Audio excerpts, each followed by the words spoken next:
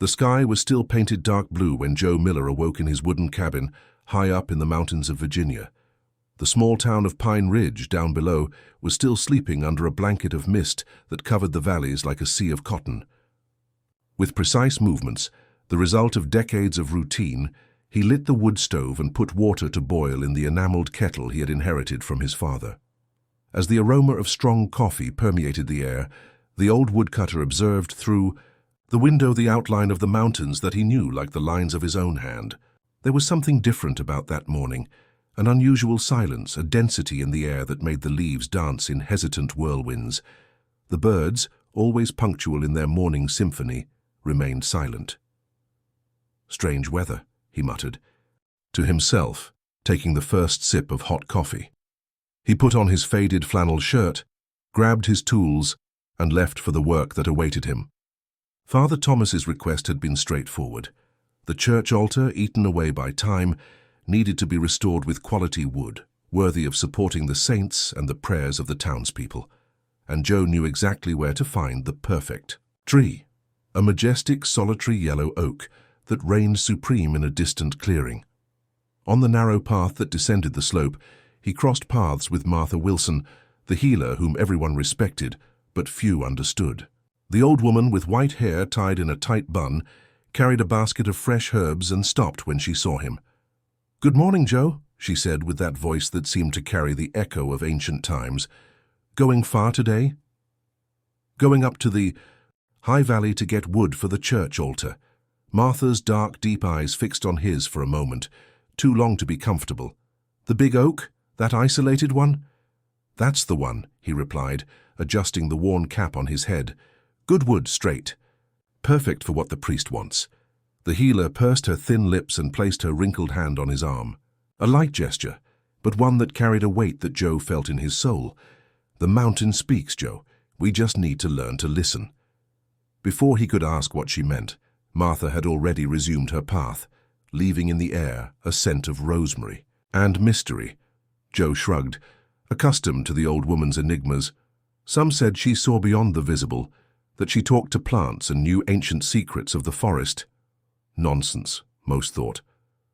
But deep in his consciousness, Joe knew that the mountain held mysteries that reason couldn't reach. The climb was more tiring than usual. At 62, his legs no longer had the vigor of youth, but his familiarity with those trails compensated for what he lacked in strength. As he advanced, he noticed disturbing details: moss greener than normal, mushrooms in strange shapes, and that persistent feeling of being watched. When he finally reached the clearing where the yellow oak reigned, he stopped to catch his breath. The tree was even more impressive than he remembered, majestic with its thick, straight trunk and the crown that now began to be gilded by the rising sun. "Sorry, old-timer," he murmured, touching the trunk with reverence, "but you're going to serve a greater purpose." He prepared his tools meticulously, as he had done for more than 40 years. The sharp axe reflected a ray of sunlight as he studied the best angle for the first blow. But something made him hesitate. An unexpected, cold breeze blew through the clearing, stirring the fallen leaves around him. The ground beneath his feet seemed to vibrate subtly. "Nonsense," he muttered, pushing away the discomfort. He raised the axe and delivered the first blow against the trunk.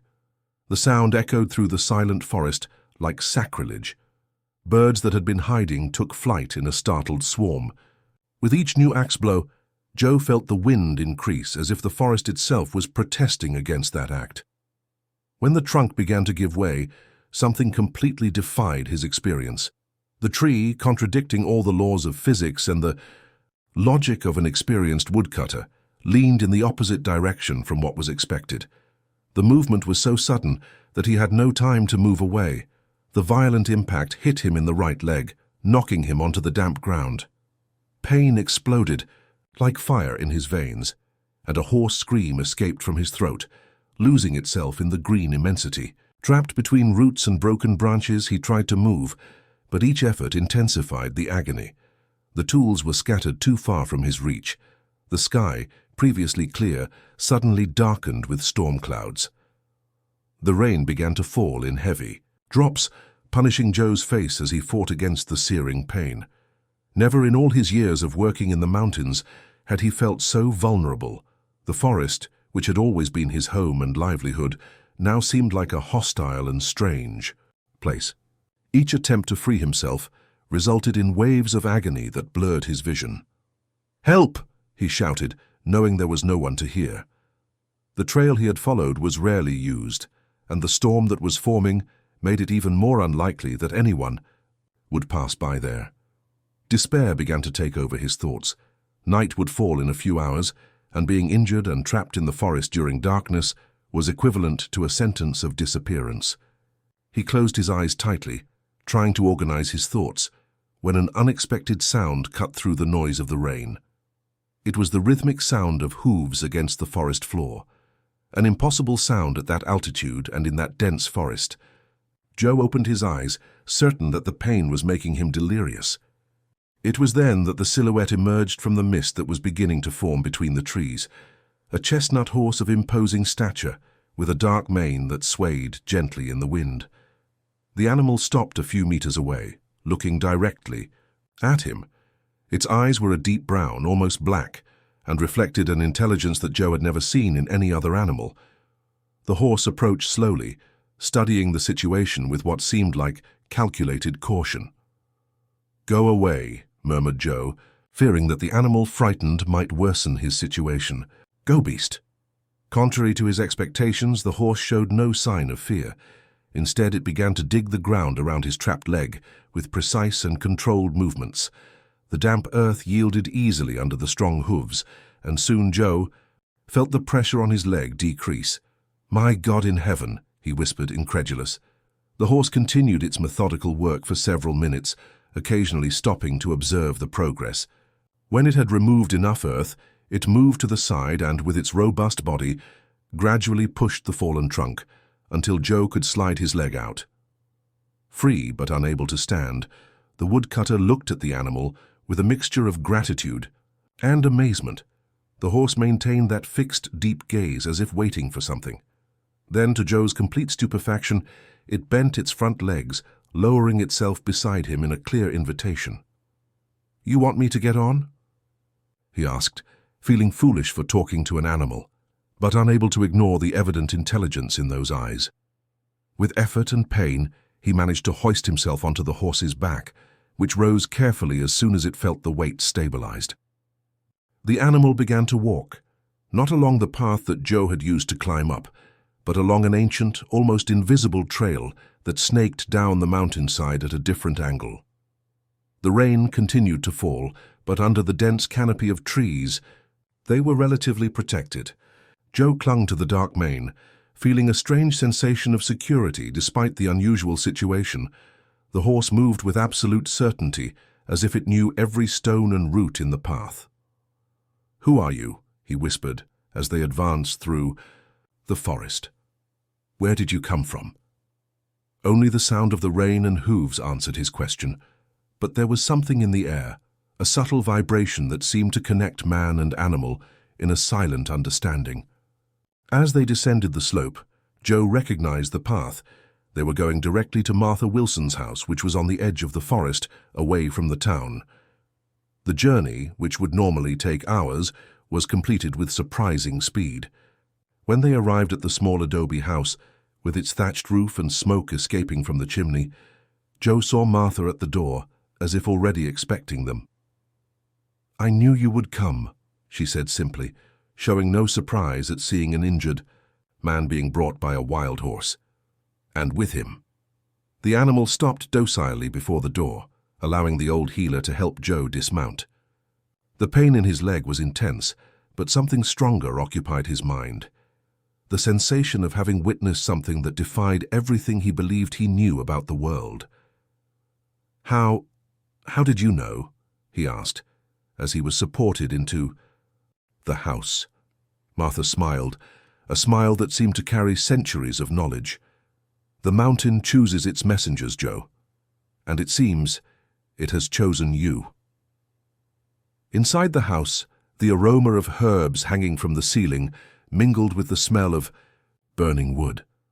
Martha helped him sit on a rustic bench and began to examine his injured leg. Her agile fingers probed firmly, but without causing unnecessary pain. "It's not broken," she diagnosed, "but it will need care." As she prepared an herbal compress, Joe looked out the window and saw the horse still standing outside, motionless, in the rain that was now falling more softly. The late afternoon light illuminated its wet coat, giving it an almost supernatural appearance. "What is it?" he finally asked, unable to contain his curiosity. Martha followed his gaze and smiled. "Again, some would say it's just a wild horse, others that it's a spirit of the forest. The truth, Joe, is that it's a guardian." "Guardian?" "Of the mountain, of the trees, of the balance. It appears when something important is about to happen." She paused, applying the hot compress to the injured leg, "or when someone needs to be chosen." 3 days passed since the incident in the forest. Joe remained in Martha Wilson's house, recovering under the healer's care. The pain in his leg had diminished considerably, thanks to the herbal poultices and the bitter teas she made him drink 3 times a day. But the restlessness in his mind only increased. The horse had disappeared the morning after the rescue, leaving no traces. It was as if it had never existed. In the moments of mild fever that afflicted him on the first day, Joe came to doubt his own memory. Had he dreamed of those intelligent eyes, of those precise movements that freed him? But Martha confirmed the story whenever he asked, never showing surprise. "The mountain horse has always been here," she would say, while stirring her potions in small clay pots. "My grandmother saw it, her mother too. It chooses who to show itself to." That afternoon, as the sun began its lazy descent behind the mountains, Joe sat on the porch of the small house. Leaning on an improvised cane, he observed the edge of the forest with renewed attention.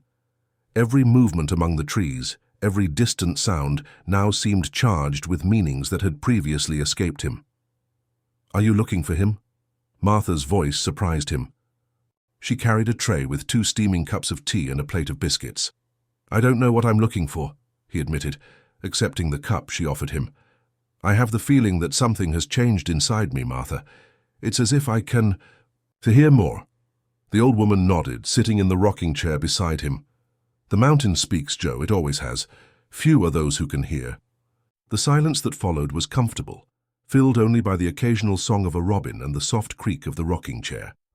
Joe felt at peace there, as if that small corner was a place outside of common time, governed by different laws. "I have something to show you," Martha finally said, rising with surprising agility for someone her age. "Something that belonged to my great-grandmother, and that now, I believe, should pass to your hands." She went into the house and returned minutes later carrying a bundle of faded fabric. With reverent care, she unfolded the cloth on the rustic table of the porch, revealing an old book, bound in dark leather and worn by time. The yellowed pages exhaled the characteristic smell of old paper, and the calligraphy that filled them was elegant, although difficult to decipher at first glance. "This is the diary of Elizabeth Cooper, my great-grandmother," explained Martha. "She came to this region when Pine Ridge was just a settlement of drovers and miners. She was the first healer in these parts." Joe touched the pages carefully, feeling the texture of the paper under his calloused fingers. Some sheets contained meticulous drawings of plants, others of symbols he didn't recognize. And then, turning a page, he came across the image that made his heart race. A perfect drawing of the chestnut horse that had saved him, portrayed with impressive details. "It's here," he murmured, incredulous. "The guardian of the mountain," confirmed Martha. "Elizabeth saw it for the first time during a great drought, when fire threatened to destroy everything. It guided her to a hidden spring that saved the settlement." Joe continued leafing through the diary, absorbing fragments of stories. Accounts of encounters with mysterious creatures, descriptions of plants with miraculous properties, and a detailed map of the mountain, marked with symbols and trails he had never seen on any modern chart. "Why are you showing me this?" he finally asked. Martha's eyes shone with an ancient wisdom when she answered, "Because the guardian chose you, Joe, and whoever is chosen by the guardian comes to carry a responsibility." "What responsibility?" "That of maintaining the balance," she answered simply. "The mountain is changing. The men from the big city want to open more roads, cut down more trees. The old pact between the people of Pine Ridge and the forest is threatened. Joe felt a weight settling on his shoulders. He was just a woodcutter, a simple man who had always lived on the margins of important events. The idea of having been chosen for anything beyond cutting wood and living his days in peace seemed absurd. "I think you're mistaken, Martha. I'm nobody special." The old woman smiled, a smile that mixed tenderness and firmness. "The chosen ones never think they're special, Joe. That's why they're chosen." That night, alone in the small room that Martha had given him, Joe couldn't sleep. Elizabeth Cooper's diary rested on the table beside the bed, and he felt as if the stories contained in those yellowed pages pulsed with their own life, calling to him. He lit the lamp and began leafing through the book again, stopping at a passage written in a more hurried hand than the rest. "He who is touched by the guardian will begin to see what others do not see, hear what others do not hear. The forest will open to him like an ancient book, revealing secrets kept since the beginning of time. But with this gift comes the duty to protect the balance, for when the scale tilts too much to one side, the harmony will break, and not even the guardians will be able to prevent what will come after." A shiver ran down his spine as he read these words. He closed the diary and turned off the light, but sleep remained distant. Through the open window, the night air brought smells he had never noticed before: the sweet aroma of nocturnal flowers, the damp odor of moss, the resin of the trees. And sounds too: the rustling of leaves in the wind, the movement of small animals in the undergrowth, and very far away, a sound that made his heart jump: the soft neighing of a horse, like a call in the darkness. The next morning, when Martha came to bring him coffee, she found him already awake, sitting on the edge of the bed with the diary open on his lap. "I dreamed of trails," he said, without preambles. "Paths in the mountain that I've never seen before." The healer nodded as if expecting this. "And you will continue to dream. The mountain is talking to you, Joe. It remains to be seen if you're willing to listen." A week later, Joe returned to his house on the upper part of the mountain. He still walked with the aid of a cane, but his leg already supported his weight without sharp pains. He carried with him not only the medicinal herbs that Martha had insisted he continue using, but also Elizabeth Cooper's diary, which the healer had given him as a legacy. "This now belongs to you," she had said at their farewell. "Study it, understand it, and when the time comes you will know what to do." The climb to his wooden house was slow, punctuated by pauses for rest, but Joe hardly noticed the physical effort. His mind was occupied with the transformations he felt within himself. The sounds of the forest seemed sharper, the colors more vibrant. It was as if a layer of mist had been removed from his senses, revealing a world that had always been there, but that he had never been able to fully perceive. Upon arriving home, he found Father Thomas sitting on his porch. The clergyman, a thin, middle-aged man with graying hair at the temples, stood up with a relieved smile when he saw him. "Joe, thank God you're all right. We were very worried when you didn't return." The woodcutter nodded in gratitude, leaning on the cane as he climbed the steps of the porch. "I had an accident in the forest, Father. A tree fell on my leg." "That's terrible. How did you manage to get back?" Joe hesitated. How to explain what had happened without sounding like a delirious old man? "Martha Wilson helped me," he finally said, opting for the half-truth. "She has good knowledge of herbs." The priest nodded, although his countenance showed slight disapproval. Like many in town, he maintained an ambiguous relationship with the healer's practices, respecting her, but preferring to keep his distance. "I came to ask about the wood for the altar," he said, changing the subject. "The patroness's feast is approaching, and we were hoping to have the altar renewed by then." Joe felt a pang of guilt. With everything that had happened, he had completely forgotten about his commitment to the church. "I couldn't cut the oak. Father, it was precisely when I tried that the accident happened." A shadow of disappointment crossed the priest's face, but was quickly replaced by an understanding expression. "Your health is more important, Joe. When you're recovered, we can think of another solution."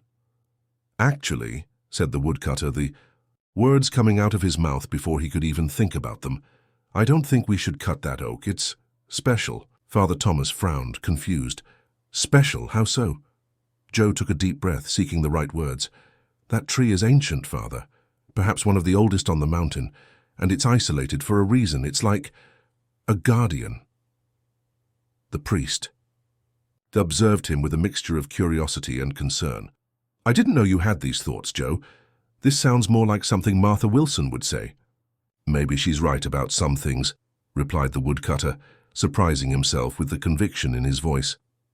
After the priest left, promising to return to talk more when he was fully recovered, Joe sat in his favorite chair on the porch and contemplated the landscape.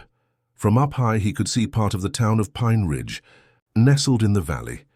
He noticed, as never before, how much the small town had grown in recent years. New houses were emerging where there had once been only forest, and the main road, formerly dirt, now displayed the grey shine of freshly laid asphalt. Progress was arriving, slow but inexorable, like a tide that gradually rose up the mountainside, and with it came changes that few perceived or cared about. Fewer birds, fewer ancient trees, more noise, more garbage in the streams that descended from the springs. In the days that followed, Joe divided his time between recovering physically and immersing himself in the study of Elizabeth Cooper's diary. The yellowed pages revealed not only stories of encounters with the Guardian, but also a deep knowledge about the mountain, its plants, its cycles, and its secrets. There were descriptions of medicinal herbs that Joe had never heard of, ancient, rituals to bless crops, and maps of trails that seemed to no longer exist. Particularly intriguing was a detailed map that showed 7 points marked with a symbol similar to a horseshoe. The Guardian's portals, said the handwritten legend. Joe recognized only 2 of these locations, the clearing of the Yellow Oak, where he had suffered the accident, and a small cave near a waterfall on the eastern side of the mountain, where he used to play as a child. In the 3rd week after the accident, feeling already stronger, he decided to go down to the town. He needed to buy supplies, and, he admitted to himself, he was curious to know what they were saying about his prolonged absence. Pine Ridge was the type of place where the events of everyone's life became the subject of corner conversations and speculations at the bar in the square. He put on his best shirt, took the cane, and began the descent along the trail that he knew like the back of his hand. The day was clear, with sparse clouds painting moving shadows over the valley. As he approached the town, he noticed an unusual movement in the central square. A small group of people was gathering in front of the town hall, where a colorful banner announced, "Welcome representatives of Horizon Developers, the future has arrived in Pine Ridge." Intrigued, he approached the group. He recognized Mayor Thompson, a chubby man with a thick mustache, next to 3 men in suits who clearly were not from the region. One of them, tall with slicked-back grey hair, was speaking enthusiastically, gesturing toward the mountains. "The tourist complex will be the largest in the region," he said in a powerful voice. 5-star hotel, convention center, sports courts. And the best part, all with a panoramic view of the valley and privileged access to the mountain. Murmurs of approval and excitement ran through the small crowd. The mayor smiled broadly, like someone who had just received the best Christmas present. "And what about the preservation area?"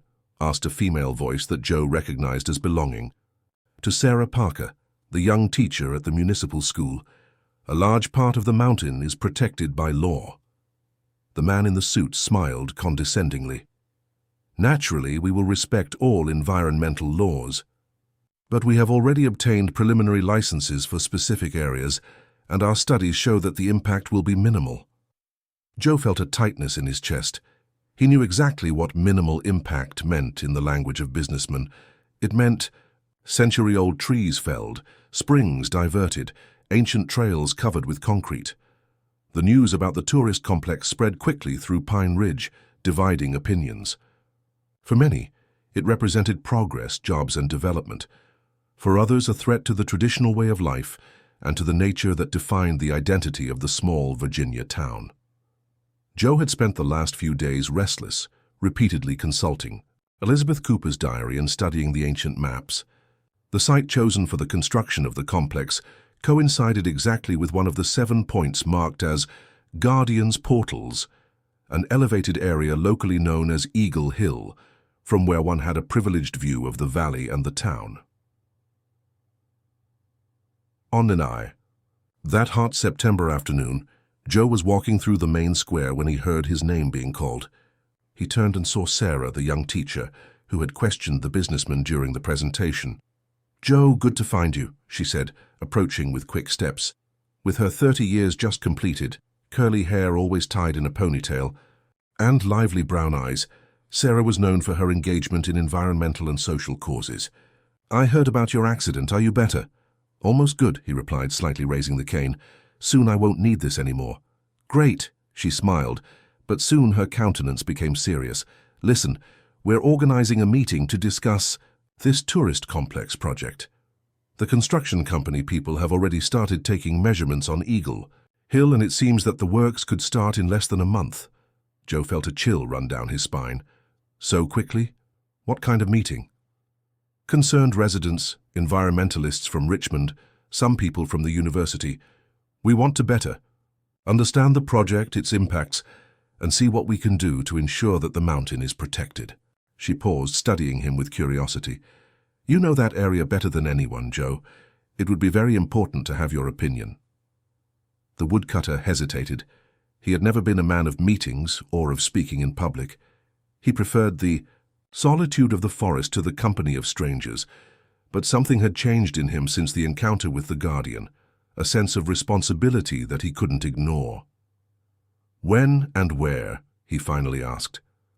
"Tonight, at the school, at 7. When Joe arrived at the municipal school, the small auditorium was already almost full. He recognized some faces, local merchants, small farmers, some teachers.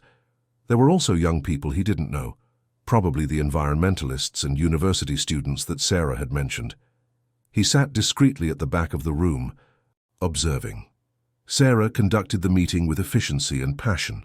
A bespectacled young man projected slides that showed the tourist complex project in details that not even the public presentation had revealed.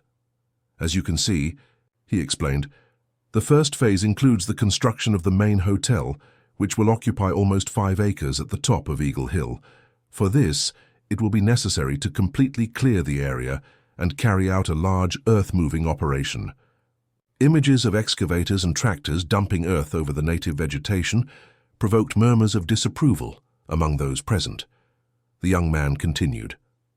"The second phase foresees the construction of luxury chalets distributed along the eastern slope, precisely where 3 springs that feed Silver Creek are located. The creek that supplies the town," someone in the audience commented. "Exactly," confirmed Sarah. "And look at this." She signaled for the young man to change the slide. "This is the map of protected areas of the mountain. The red spots are permanent preservation areas, the blue dots catalogued springs." The map that appeared on the screen made Joe straighten in his chair, suddenly alert. The arrangement of the marked areas was strangely familiar. "Now," continued Sarah, "see what happens when we superimpose the tourist complex project." In the new slide, large areas of the complex overlapped with the red spots and blue dots. More murmurs now of indignation. "How did they get approval for this?" asked a lady in the front row.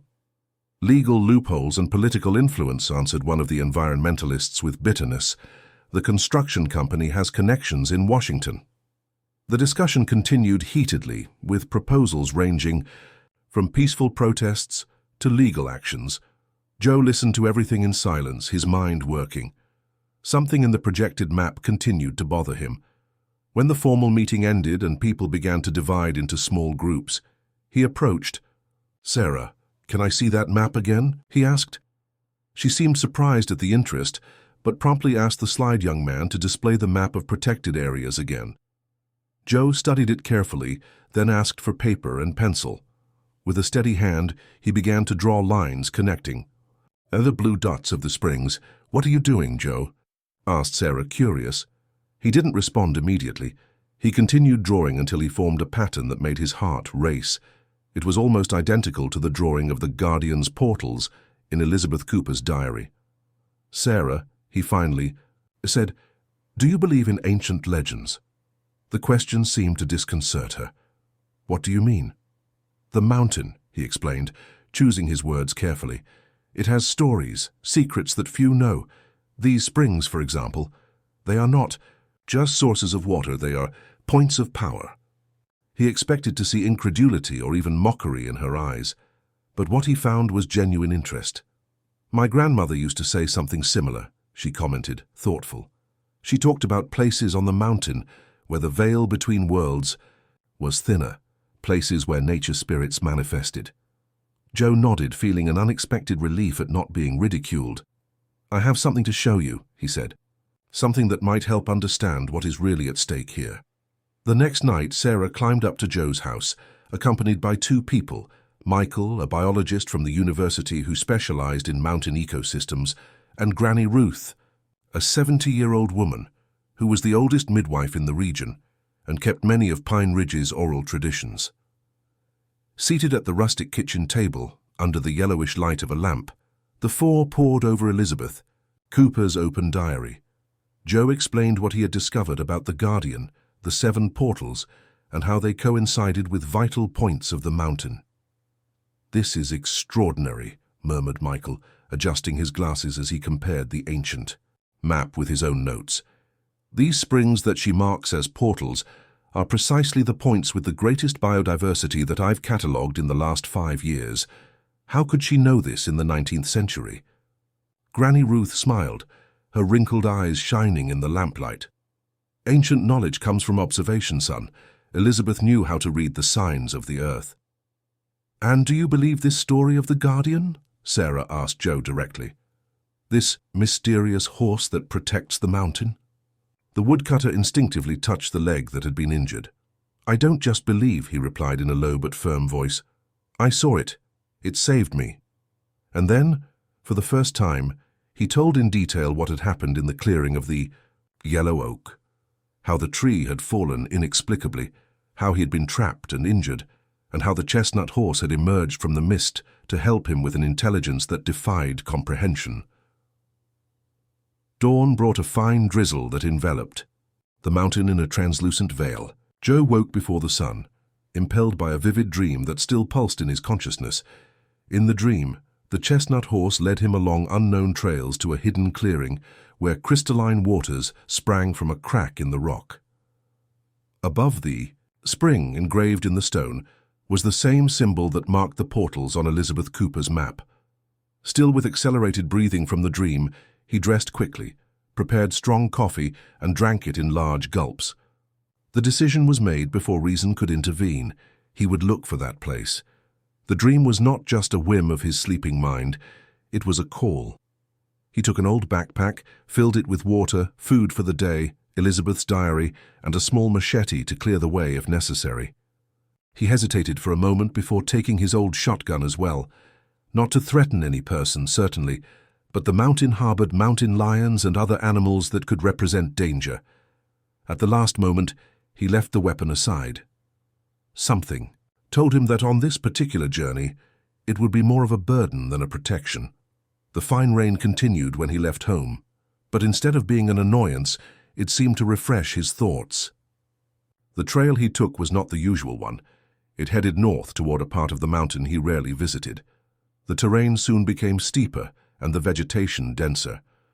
Thorny bushes and giant ferns formed a natural barrier that seemed to discourage visitors. After almost 2 hours of walking, Joe stopped to rest. He sat on a mossy rock and consulted the diary map. If his estimates were correct, the third portal, the one that had appeared in his dream, should be less than a mile from there, hidden among rock formations that locals called Dragon's Teeth. That was when he heard the sound. A distant neigh, almost muffled by the rain that was now falling harder. His heart accelerated. He put the diary in his backpack and continued the climb with renewed vigor, guided no longer by the map, but by an inner certainty that he couldn't explain. The vegetation began to change subtly. Vibrant colored bromeliads appeared in profusion, and the air carried a sweet perfume that was not common at that altitude. Then, suddenly, the forest opened into a small circular clearing, perfectly formed, as if it had been designed by human hands. In the center of it, the Guardian was waiting for him. The chestnut horse remained motionless, majestic under the rain that made its coat shine like polished bronze. Its deep eyes fixed on Joe with that disturbing intelligence that the woodcutter would never forget. "You called me," said Joe aloud, feeling simultaneously foolish and sacred for talking to an animal as if it were a person. "I'm here." The horse neighed softly and made a movement with its head, as if indicating that Joe should follow it. Then it turned and began to walk toward an almost invisible opening between the rocks. The woodcutter adjusted the backpack on his back and followed, a mixture of fear and reverence guiding his steps. The passage between the rocks was narrow, but soon opened into a small, protected valley that Joe had never seen before, despite his years exploring the mountain. It was as if this place existed in a fold of time and space, hidden from ordinary eyes. In the center of the valley, exactly as in his dream, a spring flowed from a crack in the rock, forming a small lake of waters so transparent they seemed unreal. And there it was, engraved in the stone above the spring, the symbol from the map, something between a horseshoe and a crescent moon, with 3 parallel lines cutting it diagonally. The horse stopped at the edge of the lake and looked at Joe, as if expecting him to understand something important. The woodcutter approached hesitantly, knelt beside the water and, obeying an impulse he couldn't explain, dipped his hands into the lake and drank. The water was sweet and fresh, with a mineral taste that seemed to awaken every cell in his body. Almost immediately, he felt extraordinary mental clarity. The sounds of the forest became sharper, the colors more vibrant, the smells more defined. It was as if his senses, already sharpened since the accident, had been elevated to a new level of perception. And then the visions began. They weren't like dreams or hallucinations, but like memories that didn't belong to him, or perhaps memories that belonged to the earth itself. He saw the mountain as it was centuries ago, covered by virgin forests where animals now rare or extinct roamed freely. He saw the first humans arriving, respectful, establishing a silent pact with the nature around them. He saw Elizabeth Cooper, young and determined, being guided by the same chestnut horse to this same lake, drinking the same water, receiving the same gift. And he saw the future, a possible future, where giant machines tore the earth, where springs dried up, where the delicate balance that sustained the mountain broke irreparably. In that dark vision, the valley where he was now transformed into the parking lot of a luxury resort, and the crystal lake disappeared under tons of concrete. The visions ceased as abruptly as they had begun. Joe found himself still kneeling at the edge of the lake, his heart beating fast, his breathing labored. The horse was still there, watching him with those deep eyes that seemed to contain the wisdom of ages. "What should I do?" whispered Joe, his voice trembling from the intensity of the experience. In response, the horse approached and gently touched the woodcutter's chest with its muzzle. The gesture was clear in its simplicity. The answer was inside him. At that moment, Joe understood that he had been chosen not just as a witness, but as a human guardian of the mountain. Someone who could translate the silent language of nature to those who had forgotten how to hear it. "I understand," he said, standing up with a new determination. "I'll do whatever it takes." Back in town, Joe found a climate of agitation. Horizon. Developers' trucks had arrived that morning, parked in an imposing line in the main square. Men in yellow helmets unloaded equipment, while curious onlookers observed the unusual movement. "They start measurements tomorrow," Sarah informed him when she met him late in the afternoon. "And news has already arrived that the mayor signed her special authorization for immediate start of works, without waiting for all environmental licenses." "Is that legal?" asked Joe, concerned. "Not exactly, but they're counting on the slowness of justice to advance as much as possible before any embargo is issued." She seemed exhausted but determined. "We've sent complaints to all environmental agencies. We're organizing a protest for tomorrow, but I don't know if it will be enough." Joe nodded, thoughtful. What he had seen in the hidden valley confirmed the urgency of the situation. It wasn't just about preserving trees or springs. It was about maintaining the balance of ancestral forces that few understood. "I have an idea," he said finally, "but I'm going to need your help." Joe's house had never received so many people at the same time. In the simple living room, illuminated by lamps and candles, gathered Sarah, Michael, Granny Ruth, Father Thomas, and 5 more old residents of Pine Ridge, all summoned by the woodcutter for an urgent meeting. In the center of the massive wooden table, open to the page that showed the map of the 7 portals, was Elizabeth Cooper's diary. "I know that what I'm going to tell sounds crazy," began Joe, his voice firm despite the nervousness he felt at speaking before so many people. "But I ask that you listen to the end before judging."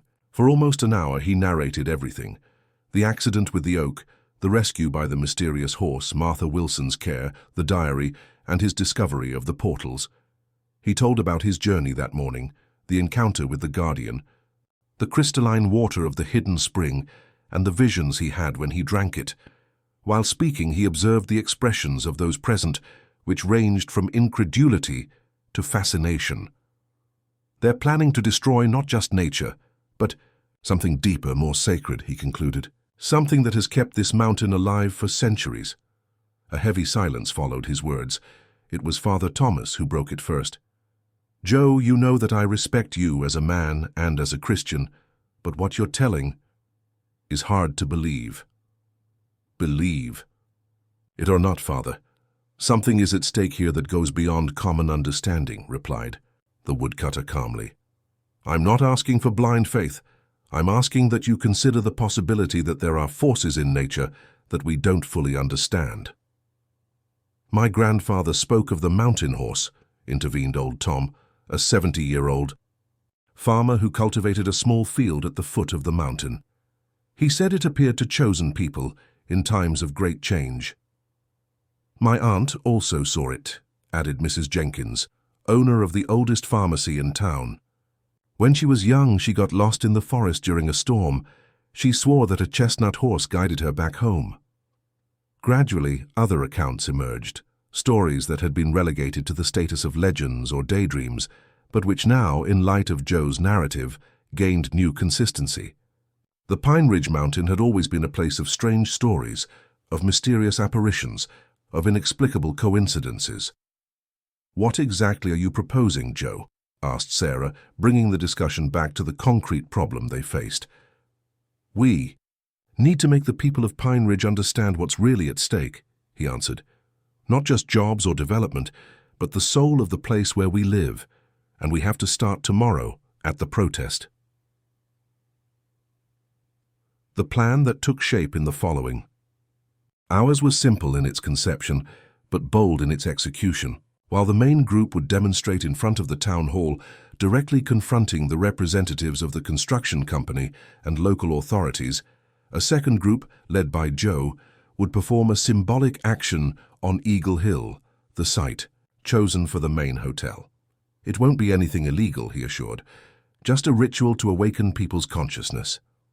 When the guests left his house, it was already past midnight. The rain had ceased, and a starry sky stretched over the mountain like a mantle of diamonds. Joe remained on the porch for a long time, contemplating the distant lights of the town below. There was something new in his chest, a mixture of responsibility and purpose that he had never felt before. The day dawned with a clear sky and fresh air, as if the previous day's rain had washed the world. In the main square of Pine Ridge, a crowd was beginning to form. Handmade posters expressed the concern of the residents. "Our mountain is not for sale. Water is worth more than money. Preserving is progressing." Joe observed the movement from afar, at the meeting point arranged with his group. Beside him were Granny Ruth, Michael, and 3 more young people who had volunteered for the action on Eagle Hill. Each carried a backpack with the items that had been carefully prepared. "During the night, everyone ready?" he asked, receiving affirmative nods. "Then let's go." While the main protest gained momentum in the square, with impassioned speeches by Sarah and other community leaders, Joe's small group climbed discreetly up the trail that led to Eagle Hill. It was already possible to see the stakes driven into the ground and the fluorescent paint markings that delimited the area where vegetation would be removed. At the top of the hill, Joe chose a central point, near an old tree that had been marked for cutting. From his backpack, he removed 7 small wooden sculptures that he had carved during the night, each representing one of the animals mentioned in Elizabeth's diary as auxiliary guardians of the mountain: the horse, the mountain lion, the wolf, the owl, the snake, the hummingbird, and the bullfrog. He arranged the sculptures in a circle, following the orientation described in the diary. In the center, he placed a clay bowl containing water he had collected from the hidden spring. Meanwhile, the other members of the group spread strategically around the perimeter of the hill, each carrying a small bronze bell that Granny Ruth had lent from her collection. The action did not pretend to be a genuine mystical ritual. It was, above all, a symbolic gesture designed to attract attention and awaken consciences. But as Joe recited ancient words copied from the diary, he felt something change in the air around him. A different quality in the light, a subtle vibration in the ground, a sudden silence that seemed to swallow even the distant noise of the protest in town. It was Granny Ruth who noticed first. "Look," she exclaimed, pointing to the sky. A perfect circle of clouds was forming exactly over Eagle Hill, like a gigantic halo. The clouds rotated slowly, creating a hypnotic spectacle that soon caught the attention of those in the town below. "This wasn't in the plan," murmured Michael, adjusting his glasses as if he didn't believe what he was seeing. Joe remained silent, feeling a shiver run down his spine. He hadn't provoked that, at least not consciously. It was as if the mountain itself was responding to his gesture, amplifying it in a way he couldn't have predicted. The phenomenon lasted only a few minutes, but it was time enough for hundreds of cell phones to record images and videos. In the square, the protest had stopped completely, with everyone looking up, open-mouthed. Even the executives of the construction company and local politicians observed the spectacle with expressions of astonishment. When the clouds finally dispersed, returning to a normal late-morning sky, a reverent silence hung over the entire town. It was then that the bells began to ring, first one, then another, until all 5 bells spread around Eagle Hill created a simple but powerful melody that descended the slope like crystal water. In town, something unexpected happened. The church bell, which normally only rang on Sundays and on special occasions, began to sound in response, as if moved by invisible hands. Father Thomas, who was participating in the protest in the square, looked at the tower with amazement. Knowing there was no one there to ring the bell, "Miracle," whispered an elderly lady beside him, making the sign of the cross. "The mountain is speaking," said another voice. News of the strange phenomenon spread quickly. Residents who had not left home were now heading to the square, wanting to know what was happening. Cell phones rang incessantly, with people from neighboring towns calling relatives and friends in Pine Ridge. In the midst of the growing confusion, Mayor Thompson and the executives of the construction company tried to maintain composure, but the discomfort on their faces was evident. What should have been a day of celebration of progress was transforming into something completely different. A collective awakening, a questioning, a resistance that went beyond the rational. The days that followed were of intense agitation. In Pine Ridge, the phenomenon of the circular clouds over Eagle Hill, quickly dubbed the Mountain Crown by residents, became national news. Television stations sent reporting teams, scientists debated possible meteorological explanations, and curious tourists began to arrive in the small town, eager to know the place where the miracle had happened. For Horizon developers, the timing couldn't have been worse. What should have been the discreet beginning of a major enterprise transformed into an event under public scrutiny. Investigative journalists discovered irregularities in the licensing process. Environmentalists from all over the country expressed support for local residents, and a judicial injunction temporarily suspended any intervention on Eagle Hill until more thorough studies were conducted. At the center of all this storm, Joe maintained a relatively reserved position.